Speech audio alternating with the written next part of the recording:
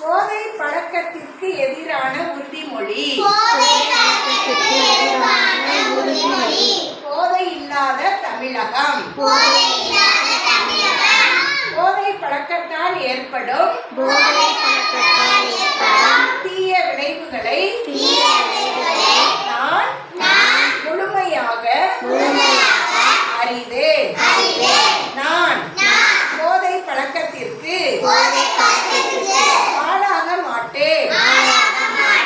மேலும் எனது குடும்பத்தினரையும் நண்பர்களையும் போதை பழக்கத்திற்கு ஆளாகாமல் தடுத்து அவர்களுக்கு அறிவுரைகளை வழங்குவேன். போதை பழக்கத்திற்கு ஆளானவர்களை மீட்டெடுத்து அவர்களை நல்வழிப்படுத்த எனது பங்களிப்பை முழுமையாக தருவேன்.